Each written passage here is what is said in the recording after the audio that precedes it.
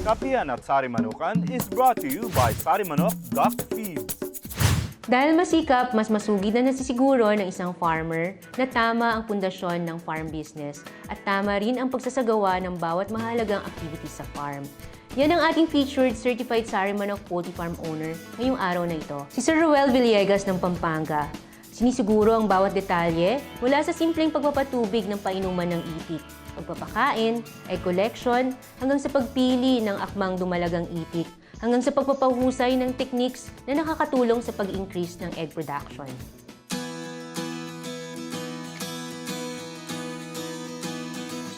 Ako po si Ruel Villegas, duck farmer ng San Juan, San Luis, Pampanga. Nagsimula akong mag-alaga ng itik. Nung meron ngang dayong pumuntang nag-iitik dito, meron kaming palay, bagong sabog. Pinabayaan yung itik, nakakain yung palayan ko. Ngayon sabi ko, paano yan, nasira yung palay ko, kako?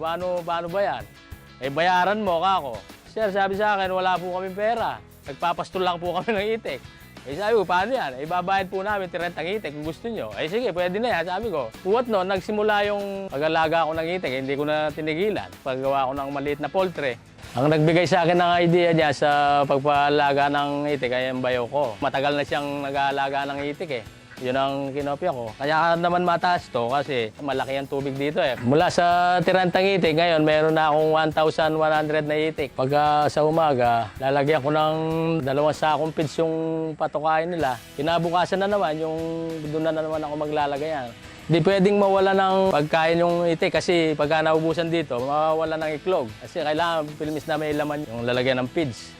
Di pwedeng mawala. Pagka kasi nalipasan ng gutom, wala na.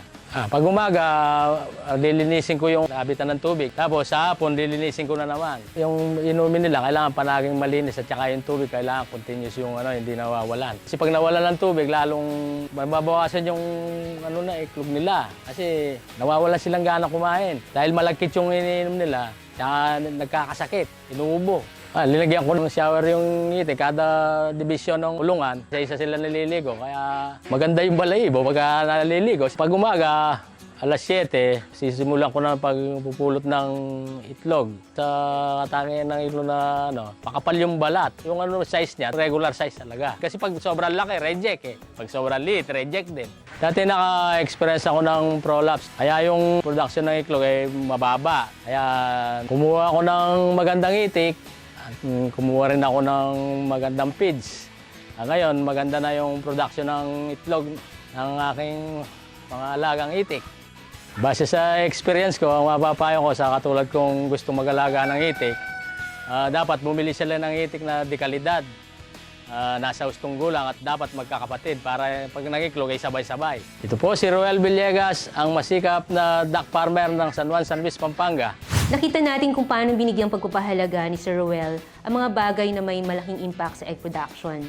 Kasama na rito ang stocking density, ang pagsunod sa tamang bilang ng itik sa bawat pen o kulungan. So dapat masunod ang floor space requirement which is 1 square foot per bird. Isama na rin natin ang sapat na pagpapakain sa mga nangingitlog upang hindi maantala ang egg production. Isama pa rin natin ang tamang pagpili ng mga dumalagang itik, ibig sabihin nasa hustong gulang at hustong pangangatawan. Napakaganda at makabuluhang pagbabahagi, Sir Ruel. Tiyak ko na kinapulutan na maraming aral na ating mga kasarimanukan ang ating episode ngayon. Doc po, maraming salamat.